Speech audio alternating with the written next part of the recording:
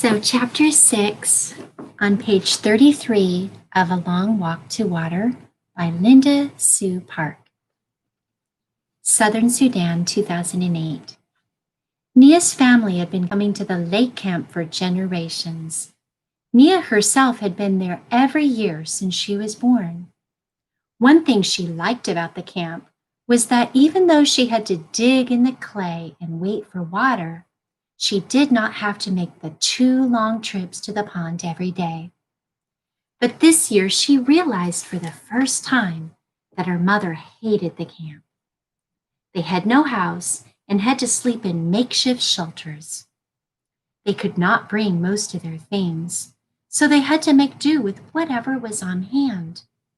And for much of each day, they had to dig for water.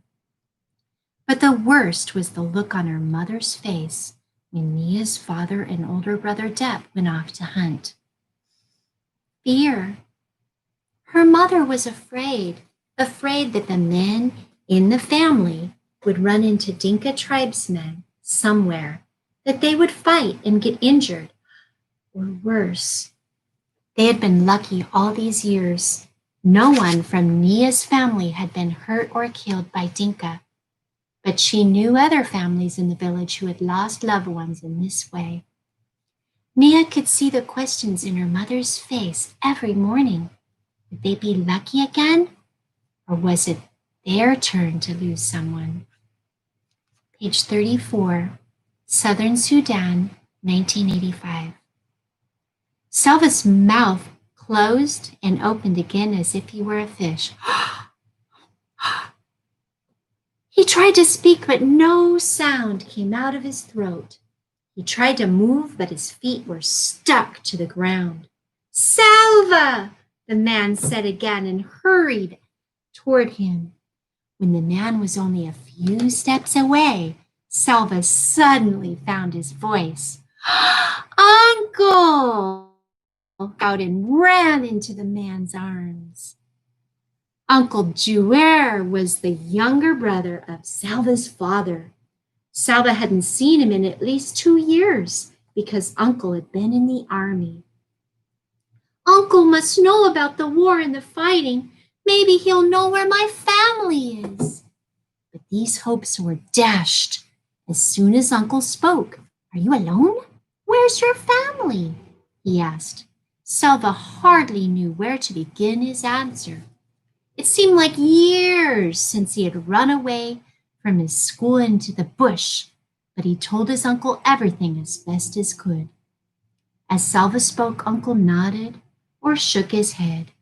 His face became very solemn.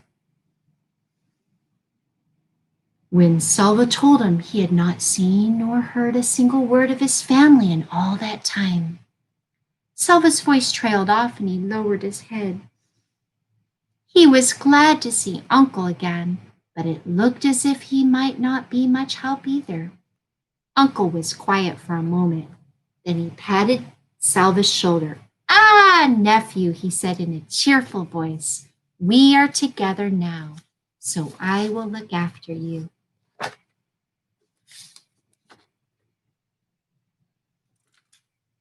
Ah, nephew, we are together now, so I will look after you. So they're in lion country, and the wild animals are the topi, which is the prey for the predator, which is the lion. And here's Uncle Juar. He's the brother of Salva's dad.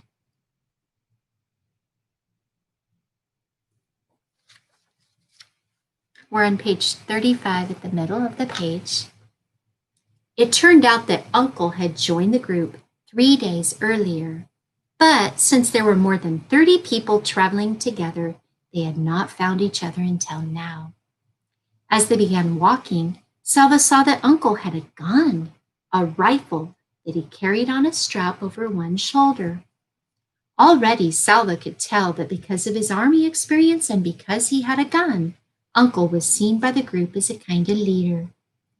Yes, when I left the army, they let me keep my rifle, Uncle said, so I'm going to shoot us a fine meal as soon as we come across anything worth eating. Uncle was true to his word. That very day, he shot an antelope, the kind that's called a topee. There's the topee. Selva could hardly wait for it to be skinned and butchered and roasted. As the smoky, meaty aroma filled the air, he had to keep swallowing the saliva that flooded his mouth. Uncle laughed as he watched Selva gobble down his first piece of meat. Selva, you have teeth. You are supposed to use them when you eat. Selva could not reply.